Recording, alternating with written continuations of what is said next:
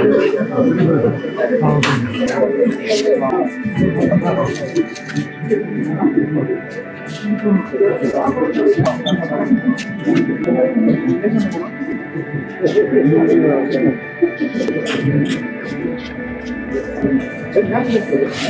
നമസ്കാരം. നമ്മളിപ്പോ സത്യപ്രതിജ്ഞ ചെയ്ത് പുതിയ കൗൺസിൽ സ്ഥാനം വെച്ചു. അതിനുശേഷം ആദ്യമായി നമ്മുടെ സമൂഹത്തിലെ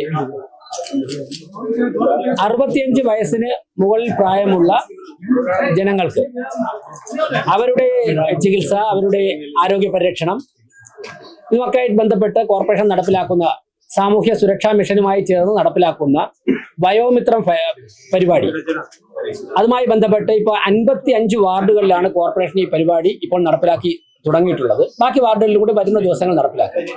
അതുമായി ബന്ധപ്പെട്ട് 50 ലക്ഷം രൂപ ഈ വാർഡുകളിലേക്ക് അനുവദിക്കുന്ന പദ്ധതിയാണ് ആദ്യമായി ഒപ്പിട്ട ഫയൽ. സാധാരണ ജനങ്ങളുടെ ആരോഗ്യ പരിരക്ഷ അത് മുൻഗണന നൽകിക്കൊണ്ടാണ് കോർപ്പറേഷൻ മുന്നോട്ട് പോകുന്നത്. കഴിഞ്ഞ കൗൺസിൽ പാസ്സാക്കിയതാണ് ആ ഫയലാണ്.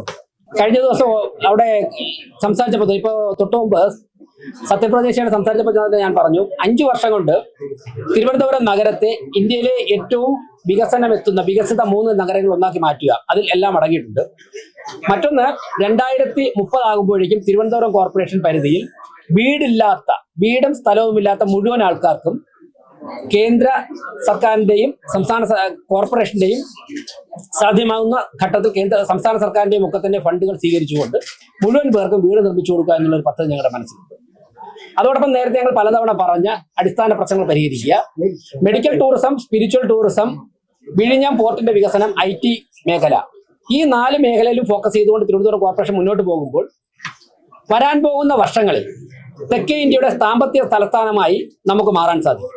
അതോടൊപ്പം തന്നെ നിരവധി തൊഴിലവസരങ്ങൾ സൃഷ്ടിക്കാൻ സാധിക്കും.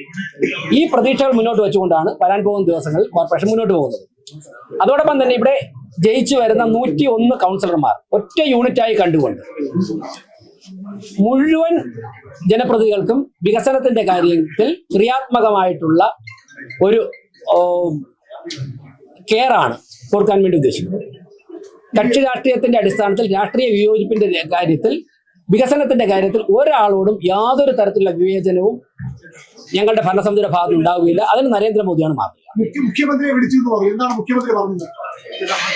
അദ്ദേഹത്തോട് നല്ലൊരു ഭരണ സംവിധാനം കൊണ്ടുപോകാനുള്ള പിന്തുണ ആവശ്യപ്പെട്ടു. അദ്ദേഹം വളരെ പോസിറ്റീവായിട്ടാണ് പ്രതികരിച്ചത്. അദ്ദേഹത്തോട് സംസാരിക്കണമെന്ന് അങ്ങോട്ട് അദ്ദേഹത്തിന്റെ സെക്രട്ടറിയോട് കാര്യങ്ങൾ പറയുകയായിരുന്നു. അപ്പോൾ അദ്ദേഹം തിരിച്ചു വിളിച്ചു. അദ്ദേഹത്തിന്റെ സെക്രട്ടറി ഞാൻ അങ്ങോട്ട് വിളിച്ചു. അതിനുശേഷം അദ്ദേഹം പറഞ്ഞ സമയത്ത് തിരിച്ചു വിളിച്ചു. ഇനി എനിക്ക് ഏറ്റവും സന്തോഷകരമായ ഒരു കാര്യം കൂടി മാധ്യമങ്ങളോട് പറയാനുള്ളത്, 6 കൗൺസിലർമാരായിരുന്നു ആദ്യം BJP ഉണ്ടായിരുന്നത്.